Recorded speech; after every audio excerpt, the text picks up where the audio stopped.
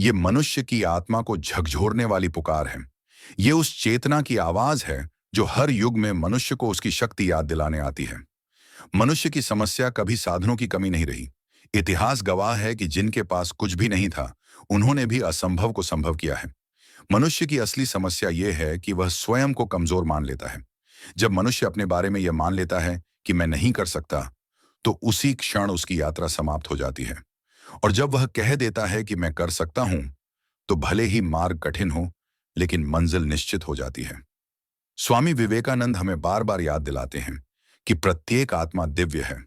तुम साधारण नहीं हो, तुम परिस्थितियों की उपज नहीं हो, तुम अपने भाग्य के निर्माता हो।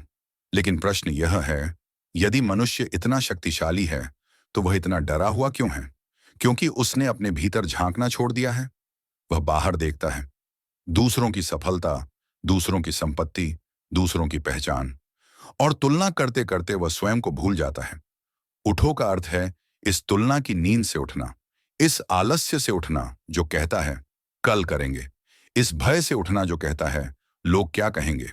जागो का अर्थ है अपने जीवन की जिम्मेदारी स्वीकार करना। यह समझना कि मेरे जीवन की दिशा मेरे विचार तय करते हैं, मेरे कर्म तय करते हैं, कोई और नहीं। आज का मनुष्य सबसे अधिक सुविधाओं में जी रहा है, लेकिन सबसे अधिक अशांत भी है, क्योंकि उसने जीवन को आराम समझ लिया है। जबकि जीवन एक साधना है। महानता कभी आराम से नहीं मिलती। महानता तब से मिलती है, महानता संघर्ष से जन्म लेती है। जब कोई व्यक्ति अपने लक्ष्य की ओर चलता है, तो सबसे पहले उसका मन विरोध करता है। मन कहता है रुक जाओ, मन कहता है यह कठिन है, मन कहता है यह तुम्हारे बस का नहीं। लेकिन वही क्षण निर्णायक होता है। जो मनुष्य अपने मन के आगे झुक जाता है, वह वहीं रुक जाता है। और जो मनुष्य मन को साध लेता है, वही इतिहास बनाता है। तब तक मत रुको। इसका अर्थ यह नहीं कि थकान नहीं आएगी। थकान आएगी, निराशा आएगी, असफलता आएगी। लेकिन प्रश्न यह नहीं है कि तुम गिरोगे या नहीं। प्रश्न यह है कि गिरने के बाद उठोगे या नहीं। गिरना प्रकृति है, उठना साधना है। संसार तुम्हें परखेगा, लोग तुम्हें समझ नहीं पाएंगे। वे तुम्हारे सपनों का मजाक उड़ाएंगे, वे तुम्हें असफल घोषित कर देंगे, जबकि तुम्हारी यात्रा अभी शुरू ही हुई होगी। लेकिन स्मरण रखो, भीड़ कभी सही दिशा नहीं दिखाती। सही दिशा हमेशा अकेले चलने वालों को मिलती है। स्वामी विवेकानंद कहते हैं कि एक जागा हुआ मनुष्य हजार सोए हुए लोगों से अधिक शक्तिशाली होता है।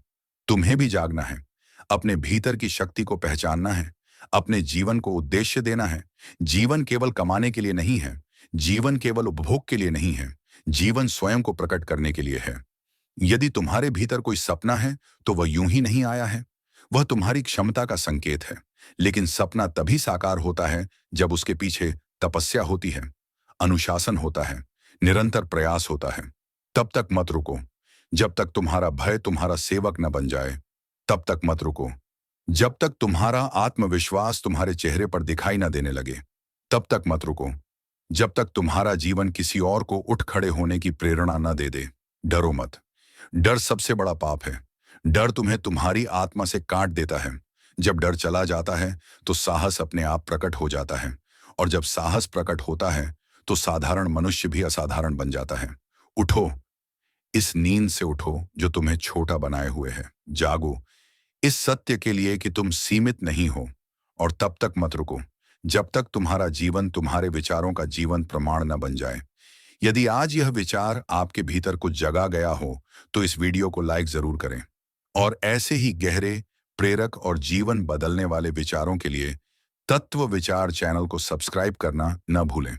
क्योंकि जब विचार बदलते हैं, तो जीवन बदलता है। और जब जीवन बदलता है, तो युग बदलते हैं।